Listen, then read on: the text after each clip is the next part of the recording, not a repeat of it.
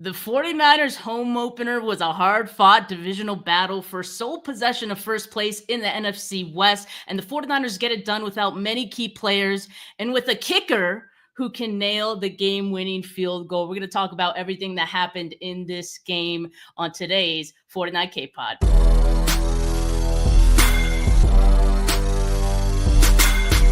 You're listening to the 49 Carats Podcast, a 49ers Goldmine production with Stephanie Sanchez.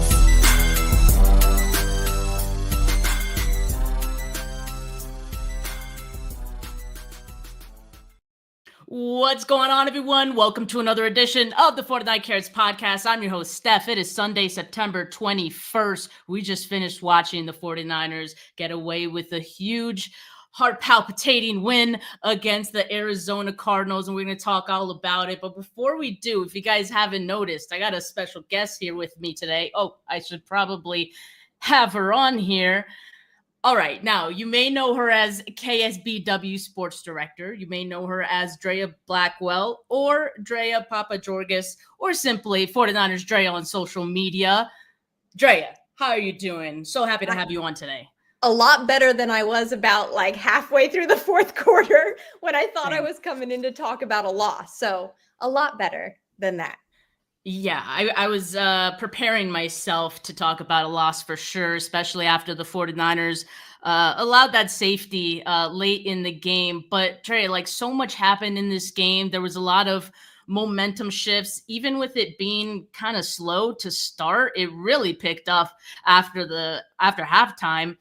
So let's just talk about some of the key things. I mean, obviously for the 49ers, you go in this game, no Brock Purdy, no Juwan Jennings. You got Connor Colby, the rookie, seventh round rookie playing at left guard, and Nick Bosa, who early in this game departs and he's ruled out for the rest of it. Of course, we're waiting to hear what's going on with Nick Bosa. We'll hear from Kyle Shanahan in a bit here, but that was obviously huge for the 49ers. Cardinals also dealing with some injuries as well going into it. A pair of corners who weren't available for this game. Their left tackle, Paris Johnson, out for this game. And then James Conner ruled out in this one in the third quarter. That was a big blow. I'm a huge fan of James Conner, so seeing him go like that was sucked. But a lot of injuries for both sides, and I think it was an ugly win for both sides. Like, just with that alone, Drea, like, how do you feel like the 49ers getting through this win with all that adversity? You even had Mac Jones like limping out there playing with a knee brace, gutting it out.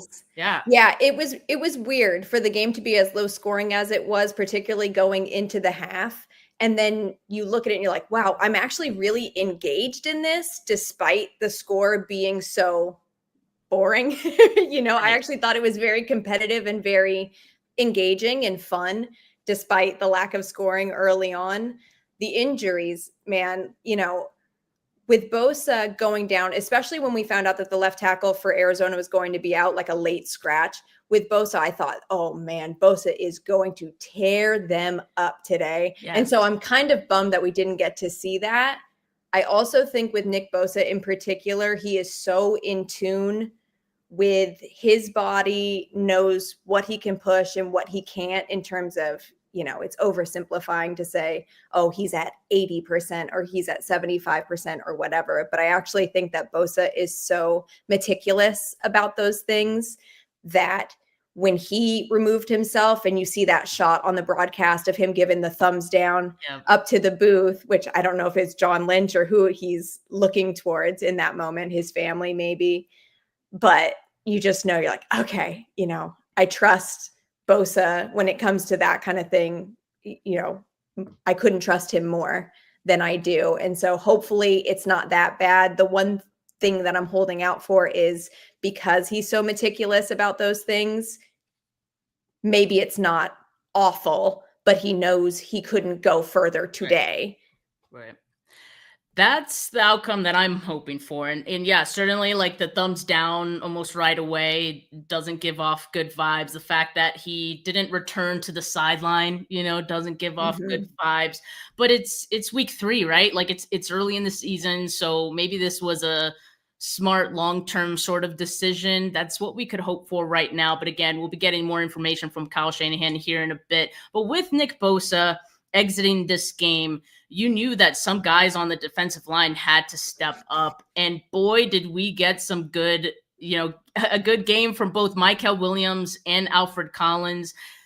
They almost had a safety on the defensive side of the ball, forcing Kyler Murray to throw it away. Unfortunately, it was not a safety because the ball was just right out of the end zone.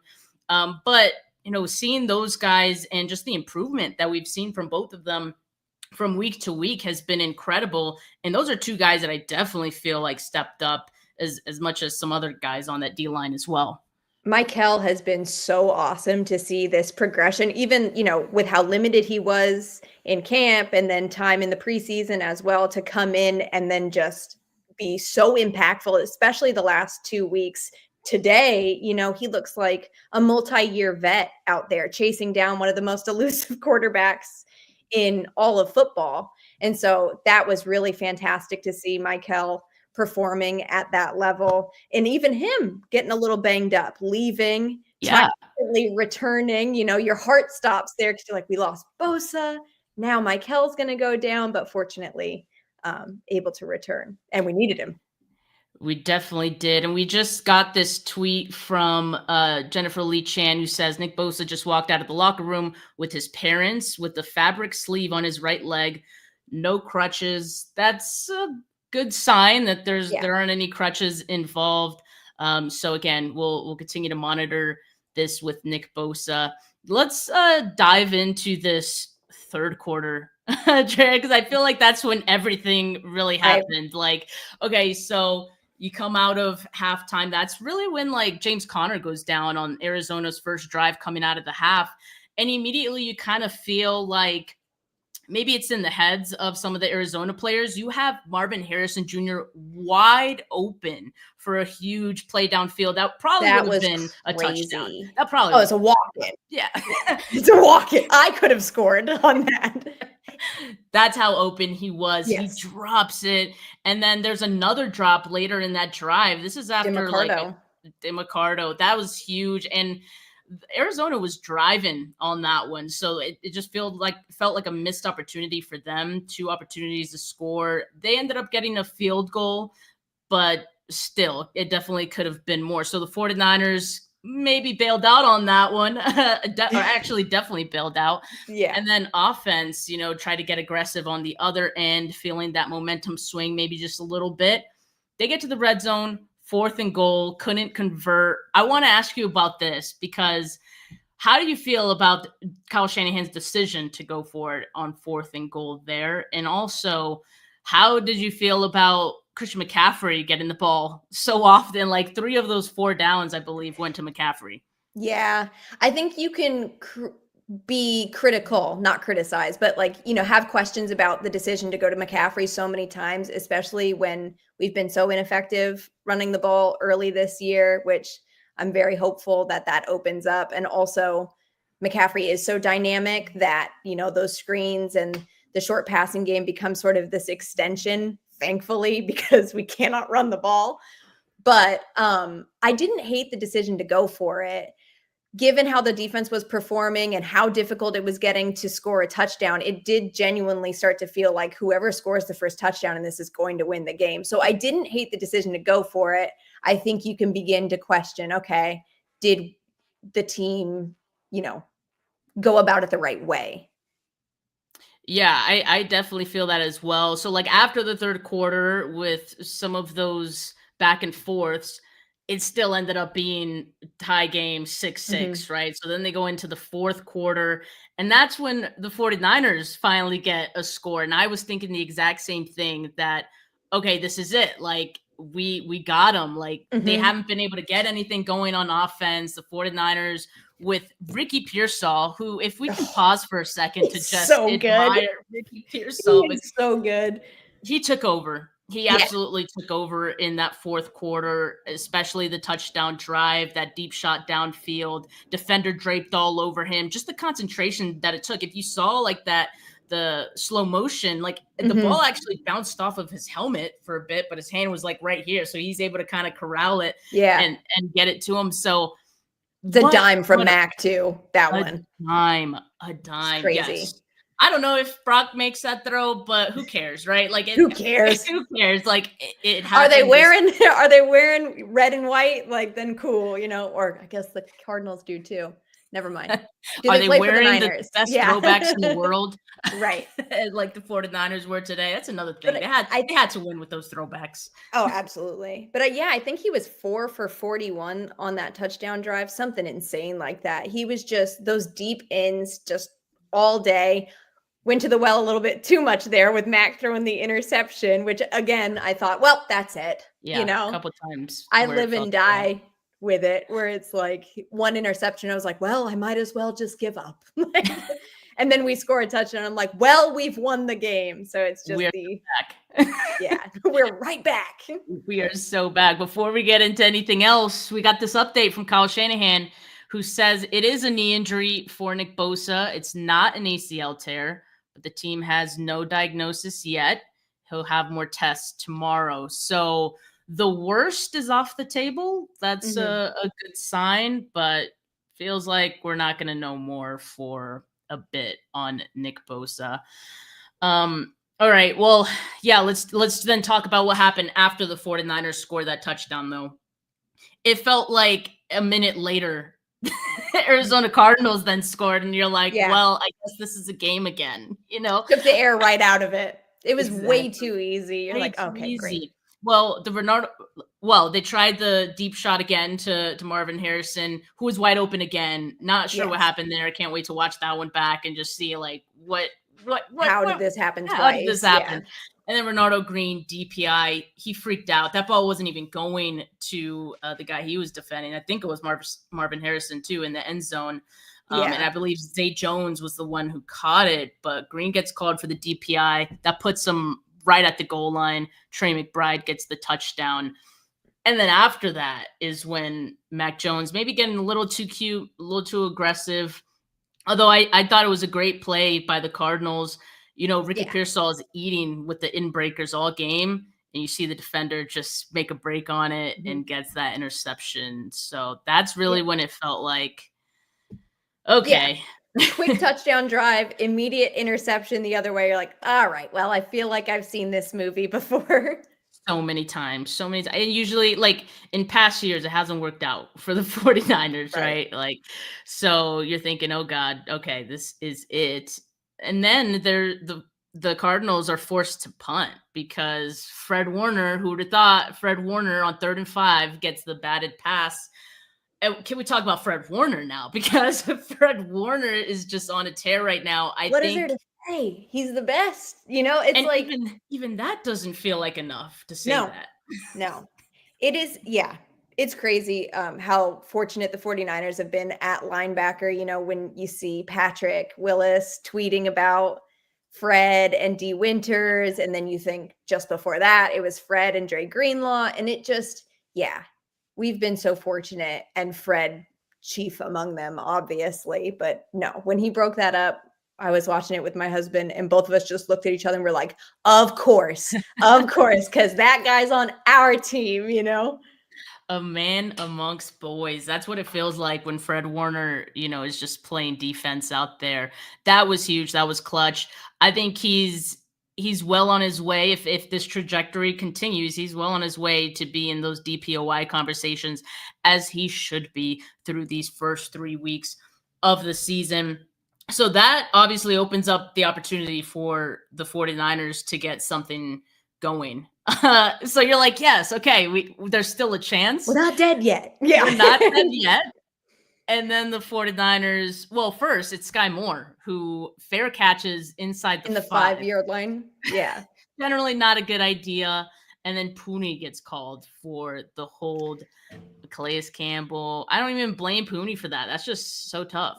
No, yeah, it's Calais Campbell. It's a legend that you're lining up against. And it was so crazy how this game played out, that earlier in the game, you're thinking the 49ers have this monumental safety, then come back. Like, how often does that happen? That twice in a game, you're looking at safeties that could be game-winning, game sealing. And yeah, for Pooney, it's like, he's he's one of the most exciting young linemen we have. So I don't want to lay into him too bad. It's Calais Campbell. It is what it is, but it was very unfortunate.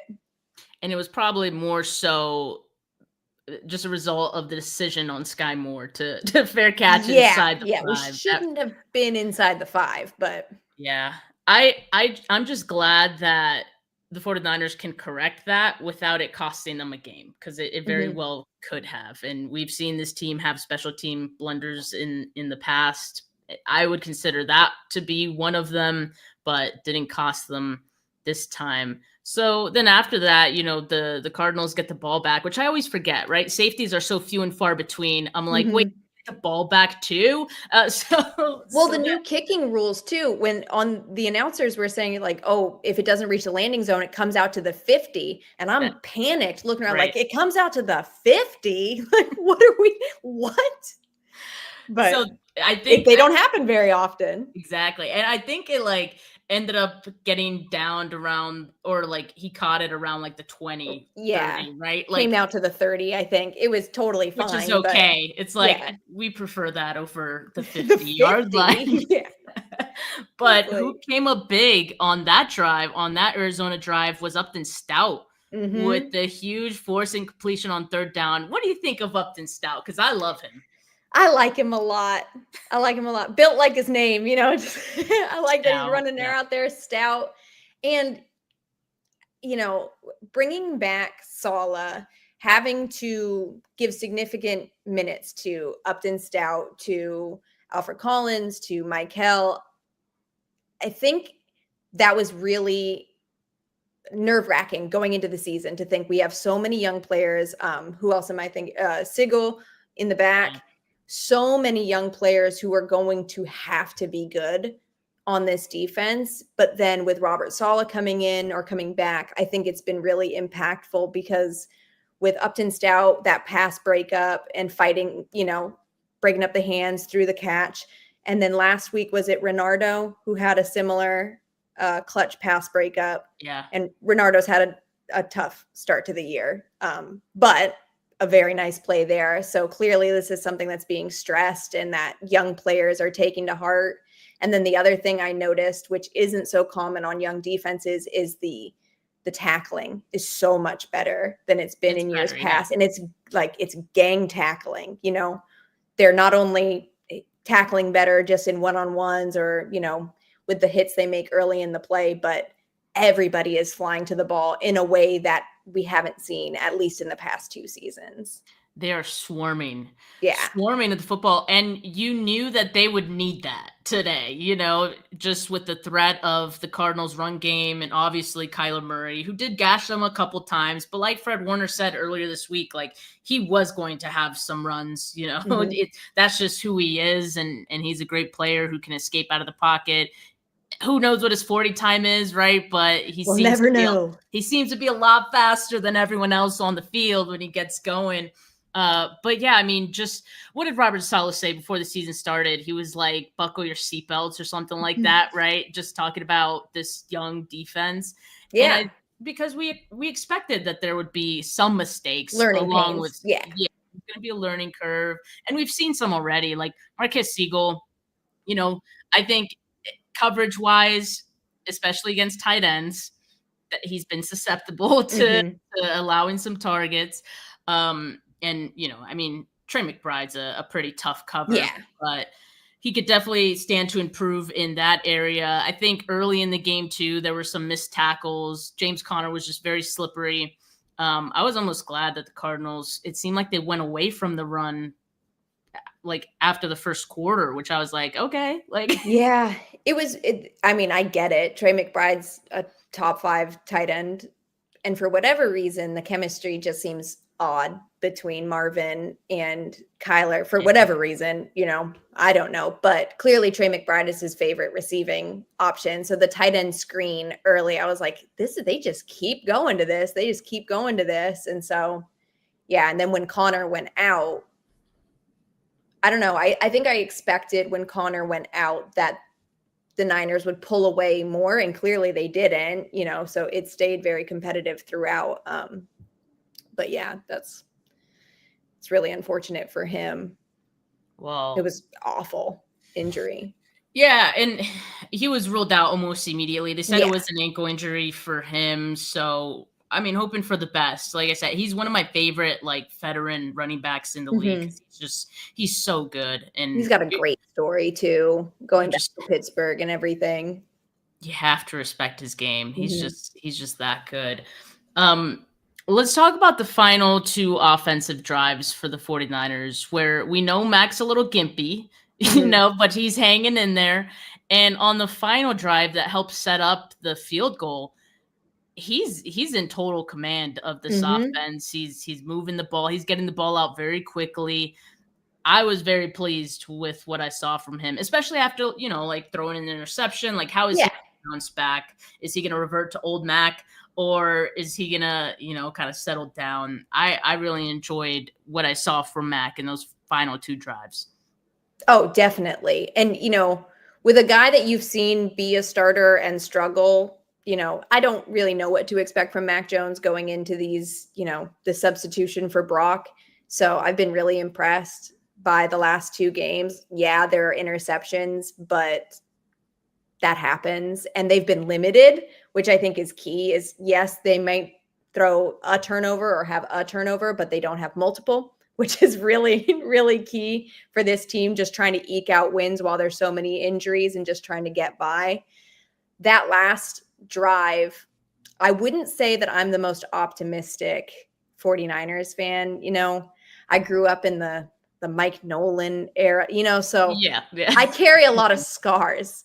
But going into that last drive, I actually felt pretty good. I was like, if we have a timeout, Shanahan and a tempo offense, I actually feel pretty decent about this, that they can get into field goal range. I didn't always feel great about field goal range either. But, right. But then when McCaffrey ripped off that screen and just cut through everyone, I was like, oh my goodness, that was awesome. What a play call from Kyle Shanahan there. And, the run game has been struggling, these first few weeks, but I just felt like, getting McCaffrey in space, blockers in front of him, yes, of course, that was going to get him a good chunk yardage there, and it really paid off for them. So credit to Kyle Shanahan for the play calling on that drive. Credit to Mac Jones for, executing and doing it at a pretty high level to get them in field goal range. I agree. I did feel better once they got the ball for that final drive, but you know what? It's because we thought they were going to lose. That's true. I only had to come up from there. I had already reckoned with the fact that we lost. So when the ball came back, I was like, you know what? Things are looking up. We might have this. And then it all depended on Eddie Pinheiro. Right. Which we did. What was your kind of expectation? Did you not have any, or based on last week? Because he didn't miss a kick last week. Yeah. And depending on the yardage, because the thing with Eddie Pinheiro is, he doesn't have a big leg, but he's accurate. Right. So I'm looking at the yardage. I'm doing the math in my head. I'm like, where do we need to get? Not a big leg, but what does that mean? Where do we need to be? But then when McCaffrey, picked up that big chunk, I was like, all right, we're okay. Now it just boils down to confidence and just, execution. And when Pinheiro ran out, this is my own hurt talking. You look at him in the face mask and you're like, he doesn't look confident. You didn't think so? And that is no, but that is my own projection, is that I'm not confident. And so I'm putting that on poor Eddie Pinheiro, who just comes in and drills it true as can be. But yeah, no. And I was like, I don't know. I don't like it. I thought for sure that Gannon was going to ice him just because he had been, out of the league and then missed a kick last week. I thought for sure they were going to ice him, and then they didn't, which is its own sort of mind game. But oh man, to win a game on a field goal. We've got a kicker. What a change. Case. No, I really feel like this solidifies it, right? Because last week it was okay, he missed that first kick and then he was solid. But there's still, I still feel like this is an auditioning period for Eddie Pinheiro, right? But he made like to make that, and he's been money. Like all the kicks that he has made have been right down the middle. Like there aren't near misses, at least so far with Eddie Pinheiro. So, and Moody used to flirt. Oh, Moody that's what would I'm saying. flirt. Is even when he would make it, you'd sweat. This close. Yeah, there was never just an easy like, okay, awesome, that's off the foot, that's in. You just got to sit there and watch it and kind of like bend with it, like. Exactly. So it feels different this time. And again, like we're saying, this was a game that felt like many games the 49ers have played before. If we look at, how it was compared to some games from even last season, if Jake Moody was still the kicker, like I don't think the 49ers win this game. If many other things were like they were last year, the 49ers definitely do not win this game. So I think it's just showing like the resiliency of this team, and to have this much, I guess, grit this early in the season for a team that we thought, hey, like we expect that they'll improve along the way. There's going to be bumps and bruises. Obviously there's injuries. So I think we'd be very forgiving, if they did not look great. Mm-hmm. But here they are, 3-0. Sole possession of first place in the NFC West. Yeah, shout out to the Eagles. I needed that. I hate rooting I'm for never the Eagles. Gonna say that again. But 2 weeks in a row now that I've rooted for the Eagles, because I'm glad they beat the Chiefs last week as well. But yeah, I mean, no, with the game coming up in a couple weeks against the Rams, like I was definitely paying attention to that game, and I was just hoping we wouldn't go into that game both 5-0, right? So yeah, the 49ers got this one out. But Drea, like how do you feel like with like just the grit and how this team looks different, even with the injuries, they're getting it done. Like it feels good, right? Oh, absolutely. And I think, it's kind of like the little things that we were talking about with like swarm tackling or the intensity, which I think D Winters has been fantastic stepping in with the energy. Even, Kendrick, what do you have? Like 2 or 3 catches today? I don't quite remember what Kendrick Bourne had. 4 catches, 38 yards. I apologize. I'll give you more. 4 catches. But Kendrick's a high energy player. And so I just think that the feeling around the team has improved a lot over the last year. Even Mac in his way, gets all hyped up and stuff. And you just like seeing guys play with that type of energy, especially there are a ton of injuries. That is something that could leave you with a bad taste in your mouth or take some of the wind out of your sails early in the season. And they haven't allowed that to happen. And it's a credit to the leadership on the team, which I think Fred is, among the best leaders that there are in this league, on top of being the best linebacker in the league. And so I think that that's been really great, especially, with other high energy guys with Kittle and Jawan out who go and really like set that sort of tone for the team. For them to be out and for them to maintain that type of intensity is really promising. I think it's a very good sign that we're going through these games and almost forgetting that there is no Kittle, that Jawan Jennings didn't play today. Like, because, if they did lose, we'd be like, oh, it was because of the injuries. It was just too much but they're still getting it done. Let's go through just some of the stat lines of some of these guys. So Christian McCaffrey had himself a day as a receiver, which you expect he would because Jawan Jennings was out. 10 catches, 88 yards for him. Ricky Pearsall, the leading receiver today, 8 catches, 117 yards, the long of 34, 11 targets, still a very popular target for, whatever quarterback is under center. Fred Warner had himself a day, as we were saying, 11 tackles, 2 passes defended. And let's see, who had the sack? There was a sack today, right? Bryce Huff. Fred almost had an interception today too. Almost. Oh, he did. That's early. It was super early. Yeah. He did. Oh, I love that guy. Yeah, Bryce Huff, I think, had the sack. Who's also like looking like a very key piece to that defensive line through the first 2 weeks of the season. I think we already mentioned, Michael is looking great as a run defender. There was that one play he had like 2 guys that he just got in between pure strength to get in there and get the run stop there. Really impressive for a rookie, but he's doing exactly what the 49ers drafted him to do. Can't be mad at that. Yeah, some great stats. I think let me end with this one. Eddie Pinheiro, 3 for 3, long of 51 yards, and of course the game winner, 35 yards. So warms my heart. Warms my really cold 49ers heart. All right. Well, now we see throughout this week what's going to happen with all of the injuries, how that's going to impact this week 4 game as they head to, or no, it's still a home game. They're going to stay at home playing the Jags, who kind of also sputtering on offense as well. Yeah. So we'll see how they do. But boy, Drea, it feels great to see another 49ers win 3-0. And yes, it's first place in the NFC West. That's got to mean something, right? So, all right. Well, I think we've covered everything from today's ugly win, but a win nonetheless. Drea, thank you so much for joining me today, and hopefully could have you back on for another post game this season as well. Awesome. Yep. Thanks for having me. Go Niners.